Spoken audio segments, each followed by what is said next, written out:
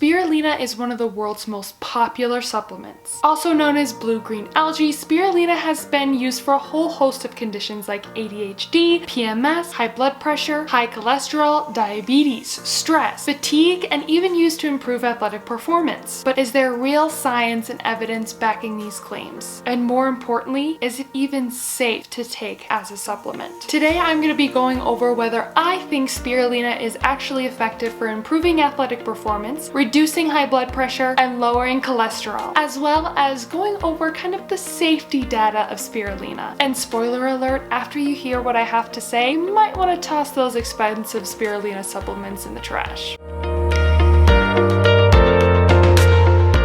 What's up guys, my name is Tessa. I'm a practicing and licensed pharmacist as well as a NASM certified personal trainer and nutrition coach. But my passion in life, as we know, is to avoid the pharmaceutical industry and prevent disease, treat it naturally with natural remedies, supplements, and superfoods. Of course, before starting to supplement, make sure to talk with your own physician, with your own provider, with your own pharmacist to make sure that there aren't any medication or disease interactions. So back to spirulina. Spirulina is an organism that grows in both fresh and salt water. And I would say the main reason that people supplement with spirulina is because it is loaded with various nutrients and antioxidants. A single tablespoon of dried spirulina contains 4 grams of protein, 11% of the RDA of thiamine, 15% of the RDA of B2, 21% of the RDA of copper, 11% of the RDA of iron, and of course a small amount of fats, carbohydrates, magnesium, potassium. So you can see why people are really excited about it and obsessed with it, right? But like I said, I'm interested in the evidence-based use of this supplement. So it's time to see whether spirulina is actually worth all the hype. The first claim I'm gonna go into is improving athletic performance. However, if you want to skip ahead and just view spirulina and high blood pressure, go ahead and hit this timestamp. And if you just want to learn about spirulina and cholesterol, you can hit this timestamp. And finally, if the only thing you're interested in is the safety of spirulina as a supplement, you can go ahead and skip to this timestamp.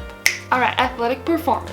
So there was a clinical study that shows that spirulina increases sprinting time to exhaustion from 2.5 minutes to 2.7 minutes in a male recreational runner. So when you're talking about sprinting, even though it's not that much longer, it is kind of significant when you relate it to certain aspects of running. Also, ingestion of spirulina significantly decreased carbohydrate oxidation rate by about 10.3% and increased fat oxidation rates by 10.9%. Now, this was during a 2-hour-long run comparing those taking spirulina versus those not taking spirulina, once again in male recreational athletes. So when you get into endurance sports, you're worried about hitting that wall, saying that you have no more glucose and you have to start intaking glucose in order to keep running. There is this idea that if you can utilize your fat storage as also a way to be converted into glucose, to be converted into energy, you can maintain some of that carbohydrate reserve for longer, meaning you can go a little bit faster for longer without actually having to intake any sort of food or gels or energy source. However, there was another study that when compared to placebo, taking spirulina had no effect on exercise output whatsoever when comparing it to an elliptical trainer workout in active males. On top of it, most studies were done in a small population, and in those recreational male athletes, the ages were from 23 to 43. So it's not really great if you want to apply it to any other recreational athletes, women, or ages outside of that 23 to 43 age group. We just need bigger and more diverse clinical trials to confirm this one, but there is promising results. However, before you go and try spirulina for this aspect, I highly recommend you watch the safety aspect of this video because I'm not sure if I would even take spirulina even if it was gonna make me an Olympic gold medalist. Okay, well actually maybe I would, but you get the point. So moving on to lowering cholesterol. So there are several clinical trials showing that spirulina can reduce cholesterol. Within these studies, there are reported decrease in total cholesterol, LDL, which is our bad cholesterol, triglycerides, and increases in our HDL, which is commonly classified as our healthy cholesterol. So the problems that I have with these studies is that some of them are designed not in the best way to kind of confirm these results. There are so many different variations of what dose and what kind of spirulina and how long patients are taking it, so it's really hard to say definitively this is the perfect dose for lowering cholesterol. But So as of right now, the study is saying that yes, spirulina can be good for our cholesterol and at least helping lower our cholesterol as well. But I'm gonna say here once again, wait till that safety part of this video. Finally, we're gonna look at spirulina for lowering blood pressure. Some of the research shows that blue-green algae can decrease blood pressure. One clinical study showed that taking spirulina decreases blood pressure 14 to 45% compared to when their blood pressure is just at their baseline. Another clinical trial showed that taking spirulina for 12 weeks reduced the systolic, or the top number of people's blood pressure, by 7 points, and the diastolic blood pressure, which is the bottom part, by 6 points, compared to those taking nothing at all for their blood pressure. Personally, I think diet, exercise, stress management are kind of the 3 keys to lowering your blood pressure without taking any sort of expensive supplements or medications. I would rather work on those 3 before trying spirulina, just because we have so much proven effort that stress management, exercise, and diet has so much to do with your blood pressure. So if you're looking for a natural remedy, I'd rather go for kind of lifestyle changes than adding on the spirulina. However, there was one study that showed that taking spirulina for 12 weeks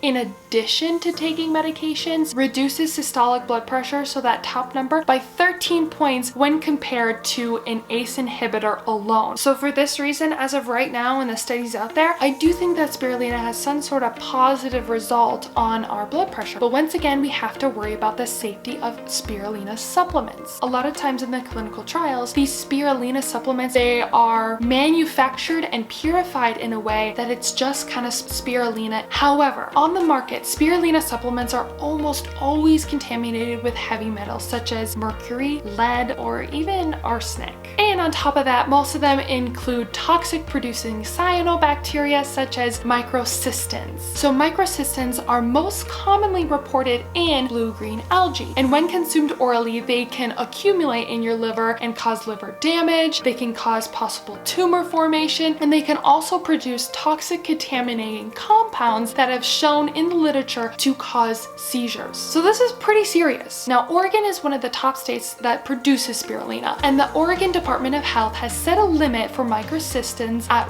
1 microgram per gram of dry weight in blue-green algae products, which honestly, to me personally, I don't really want to consume any microcystins or heavy metals, but that's just me. I will say that in spirulina's defense, the US Pharmacopoeia safety evaluation of spirulina, researchers stated that the available evidence does not indicate a serious health risk when it comes to spirulina that is properly identified, formulated, and used. But the problem is that spirulina is often grown and collected in these big open lakes where we have no real way of stopping the production of other more harmful blue-green algae. So of course, when they're harvested to make into supplements, they're all kind of harvested together. So that's where the toxins and the heavy metals come from, is those other blue-green algae that gets collected with spirulina. Now, research report kind of a wide range of side effects that people have when they take spirulina. These side effects kind of are attributed to non-spirulina algae toxin contaminates. So really the only way to ensure that spirulina supplements are safe, companies that produce these supplements to do third-party testing on each of their batches of spirulina supplements to make sure that they have no algae toxic contaminating materials in them. The problem is these third-party testings are really expensive, and if you have to do them for every single batch, not super realistic for companies to do this. So until we can find a better way to purify spirulina supplements, I continue to tell people to avoid spirulina and use chlorella instead. It is still jam-packed with nutrients, still has a lot of positive aspects to it. Thank you guys so much for watching this video. I hope you find something out of it. If you did, make sure to like, hit that subscribe button, and hit that bell notification so you're notified every single time I upload a new video. If you want to learn more about daily tips and tricks on superfood, supplements, natural remedies, as well as fitness, health, wellness, stress management, all the things under the sun, give me a follow on Instagram at the Superfood Pharmacist. Thanks again for watching this video, and we'll see you next time.